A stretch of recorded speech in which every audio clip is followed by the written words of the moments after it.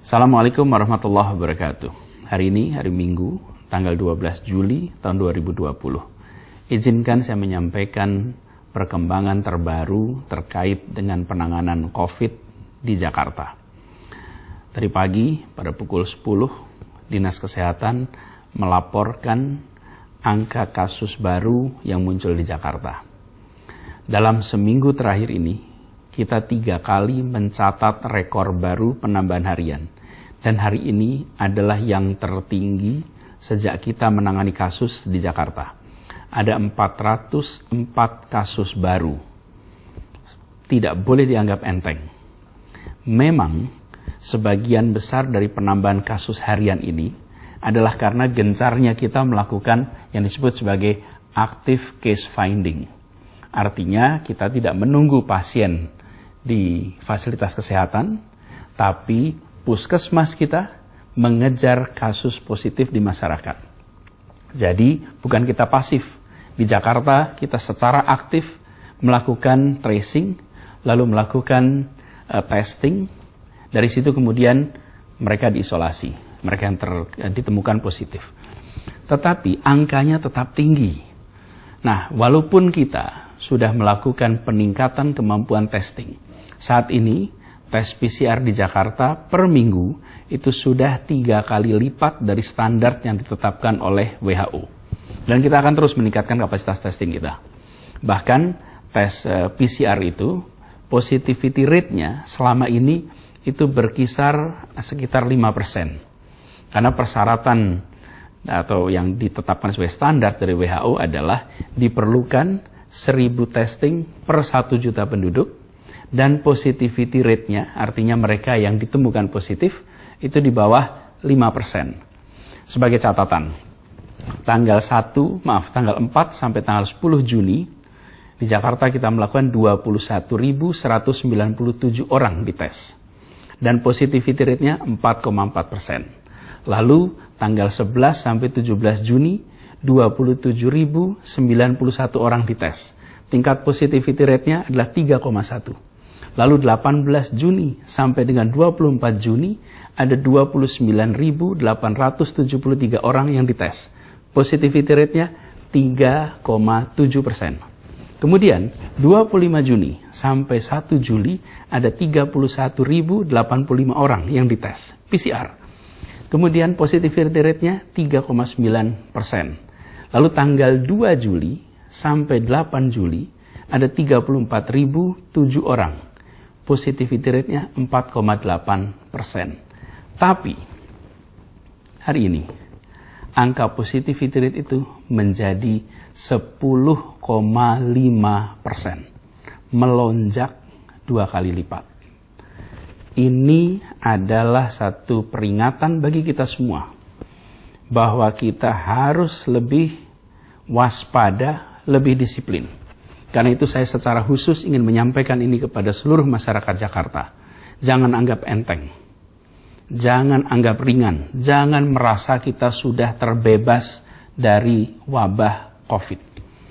Lonjakan ini merupakan peringatan bagi kita semua.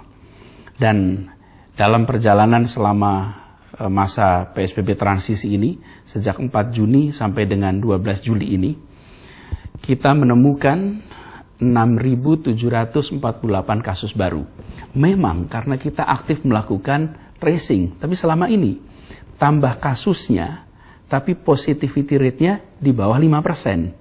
Artinya meskipun ditemukan sebutlah 200, tapi 200 dari 4.000 tes, maka dia hanya 5%. Berbeda dengan 200 dari 1.000 tes, maka dia 20%. Kami selalu perhatikan angka prosentasenya. Karena itu yang bisa membuat kita menganggap ini sesuatu yang harus diantisipasi atau ini adalah perkembangan yang bisa dikendalikan.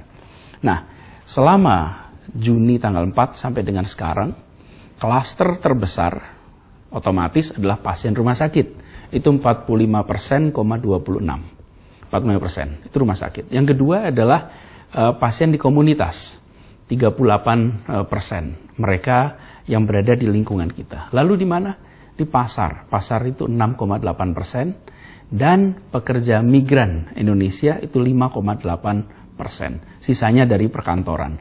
Tapi saya perlu ingatkan pada semua, 66% dari yang kita temukan adalah OTG, orang tanpa gejala. Orang yang dia tidak sadar bahwa dia sudah terekspos. Artinya, kalau saja mereka tidak kami datangi, tim puskesmas tidak melakukan testing, barangkali yang bersangkutan tidak pernah merasa bahwa positif. Dia membawa virus COVID. Inilah sebabnya mengapa kita harus ekstra hati-hati. Berbeda kalau yang positif kita temukan adalah yang sakit, yang datang ke rumah sakit, datang ke puskesmas, tidak. Ini 66% adalah orang yang kita temukan karena kita melakukan testing. Jadi, saya ingin mengingatkan pada semua warga Jakarta, harus ekstra hati-hati. Jangan anggap enteng, jangan merasa kita sudah bebas dari COVID. Karena nanti, kalau kondisi ini berlangsung terus, bukan tidak mungkin kita akan kembali ke situasi sebelum ini.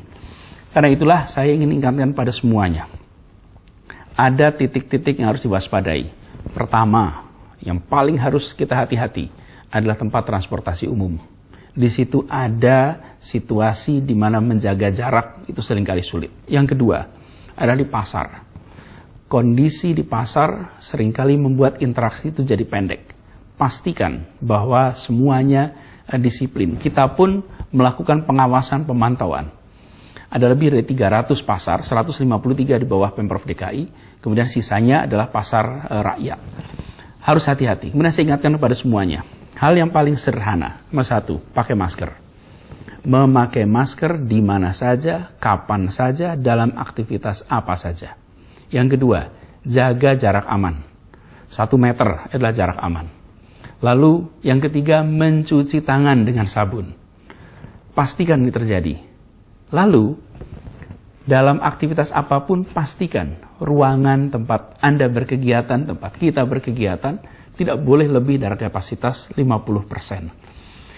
Dan yang paling penting dari semuanya, jangan ragu untuk mengingatkan siapapun, kapanpun, dimanapun. Ingatkan, tegur, bila ada yang tidak pakai masker, bila ada yang tidak jaga jarak, bila ruangan lebih dari 50% kapasitas, bila tidak melakukan cuci tangan. Jadi jangan anggap ini sekedar urusan pemerintah, bukan urusan kita semua. Ini adalah kita mencegah untuk tidak terjadi penularan pada kita semua.